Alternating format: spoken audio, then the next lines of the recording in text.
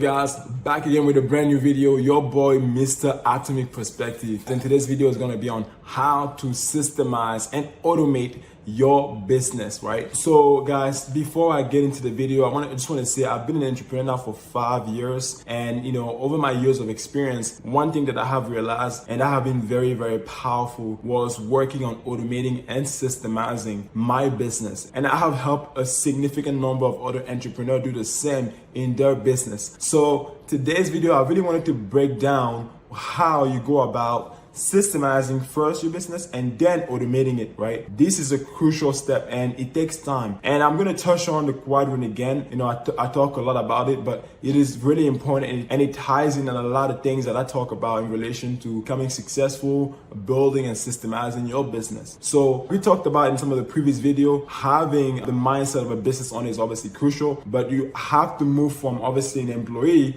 all the way down to business owner, from an employee to self-employed and then a business owner. And ultimately you become an investor. But most of us, like I said before, stays in a business owner category for most of our life, right? Because becoming an investor is most of a mindset more than a lifestyle, right? It's about being disciplined and having sound principle when it comes down to managing your money and where you're putting it as you're making more and more by the years. Because I know every single one of you guys, as long as you put the work, I believe you guys will have the ability to definitely achieve your goals and dreams. So today's video, I wanted to break down how you can systemize. And so without any further delay, let's get into it. The first step in systemizing your business, guys, is going to be focusing on documentation, right? Documentation in the sense that you need to develop what's called SOP, right? Standard Operating Procedure documentation. This is very, very crucial, guys, because a lot of the time I see people that try to hire people, trying to bring people on, and they don't have any documentation as to what that person is going to be doing, right? In every organization have different forms of SOPs, but ultimately what SOPs are pretty much a documentation of what you are doing to, let's say, bring sale, get customer, or what are the different tasks that you're doing on a day-to-day basis or on an hourly basis while you are working on your business, right? So I'm gonna give you an example. If you are selling, let's say, web design or graphic design, and you have a list of clients or let's say customer, potential customer that you call every single day, maybe you make about 100 calls, right? That's going to be part of the activities that you're going to be performing. But when you call those people, you're utilizing a specific type of script, right? You want to be able to take that script and document it somewhere safe, right? Where you can keep everything organized. One of the best places to keep everything organized that I actually have used and still using today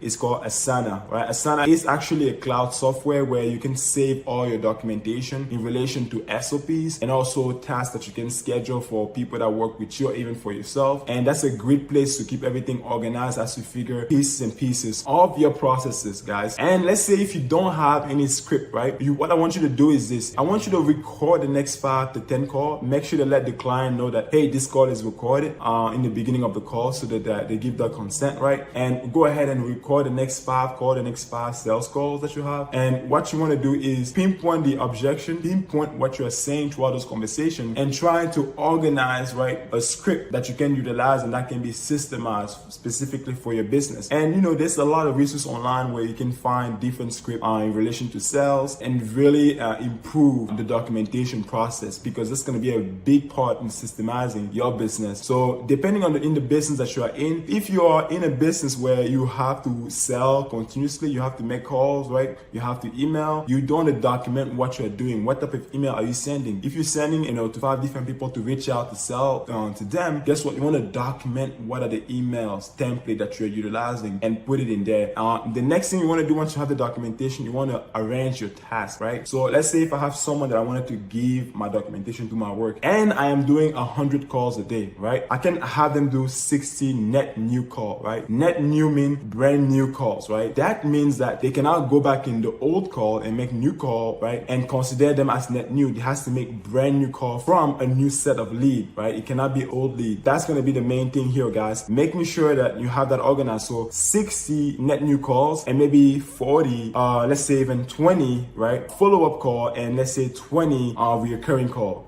The recurring call could be like follow-up calls as well, depending on what you do in your environment. But you could do 60 net new calls and 40 follow-up calls, right? Where they follow up on old people that they have talked to. So you always make sure that they have new opportunities that they're potentially adding into the pipeline, but they're also following up on past opportunities and making sure that they're touching base on their entire pipeline pretty much. So that's one way that you can organize your task, right? And out of that, they can also do, let's say, 100 emails, right? On top of that, you can say have 100 net new emails sent out, trying to do a new outreach, right? And you can also have them do about 150 old outreach or follow-ups where they can check on old emails and see who replied and who have not replied. Make sure to touch base with those people and ensuring that they are always working their pipeline. That's the most important thing, because as a salesperson and as a business, most importantly, you want to have a huge pipeline. You want to keep your pipeline full. That's how you are continuously making money. You know, it's very easy to predict people's income. It's very easy to predict your business income. The way that you predict is by the amount of lead, the amount of potential client that you have in your pipeline. The way to do that is to have metrics, right? One of the best ways to systemize your business is having metrics that you are tracking, right? So let's say someone call, right?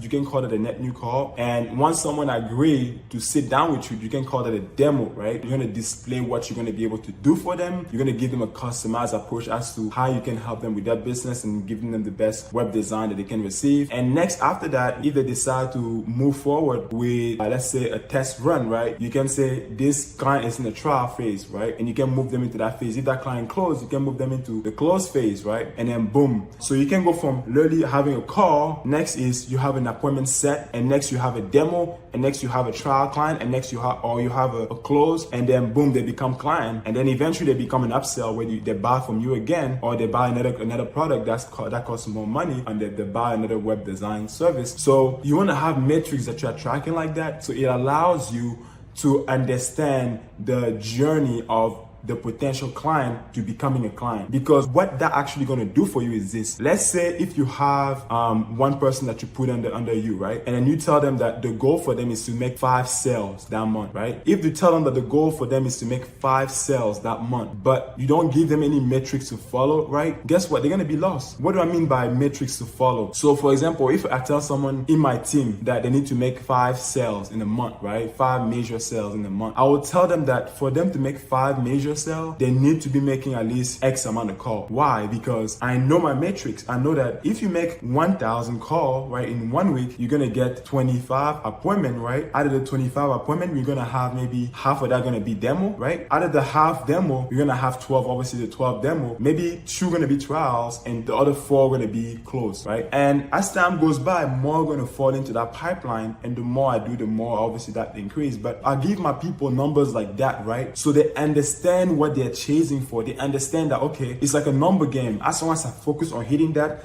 and I improve the quality, then guess what? I'm going to be able to hit this. But this is not like a one golden rule or anything, because a lot of the time people hit those numbers, but they don't hit the conversion rate, right? And if this happened, that means that somewhere along the 1,000 call that I have made, that they were low in quality, right? Those calls were pretty much low, very, very low quality calls.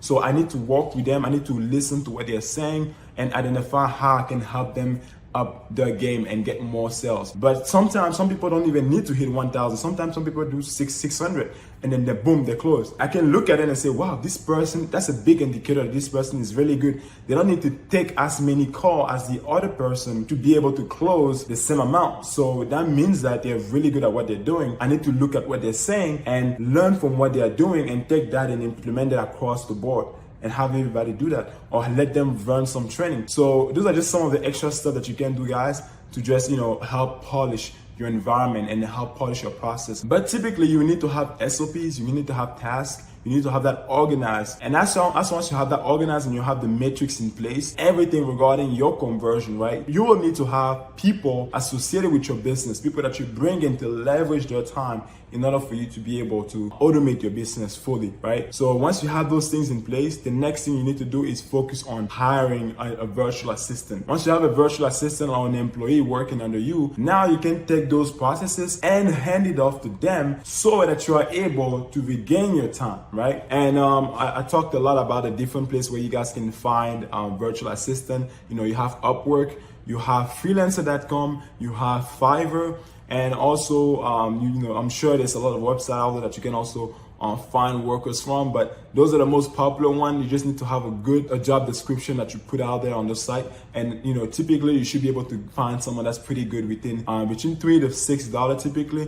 We have a network for our mentees that we currently hold for people that are part of our mentorship program. Currently that is closed, but typically with our network we can get between $1.5 to $2. Very competitive, but it's a very limited amount for now, and that's currently closed. But with those websites, you should be able to find a virtual assistant that you can hire, and as long as you're making, like I told you before, $3,000 to $6,000 a month, you can hire one person and your overhead's going to be about $600. It's going to take maybe a month to train them and get them up and running, right? But you're going to spend maybe $800 to $1,000 and $200, right, before they are fully trained, because it may take 2 to 3 weeks for them to be up and running. But once they're up and running, guys, you're good to go. Now you have duplicated yourself. Now what you're doing, you have someone else doing, and now they can potentially bring you a same amount of money. And on the low end, it could be even about $2,000 to $3,000. But still, you're able to make an additional income leveraging someone else besides you, and that's the power of automation. And once you have one person down pat, the next goal is focusing on expanding and expanding and expanding. And like I say, guys, that is exactly how you systemize and automate your business, and giving yourself the time back that you deserve to be able to do the thing that you love. Guys, I really hope this message today hits home. Guys, I really hope you guys got value and learned a lot from today's message. And really my goal is to give you practical information that you guys can take and right away apply it, right? That's the way I am. I like to give information that people can take and apply, because that's the same way I am. I like to get information, the type of information I can take and go ahead and apply it into real life and see result right away. So if you guys love this type of message, if you guys love this type of video, want me to do more video on how to automate certain businesses, systemize certain businesses, please leave in a comment what type of business would you like me to talk about. What questions do you guys have in regard to some of the things that I have mentioned in this video. I'll be sure to help and answer any questions that you guys have. We have come to the end of this video. It's been a pleasure, and I appreciate you so much if you made it to the end of the video. Make sure to like the video and click subscribe, since you actually help this message get to more people.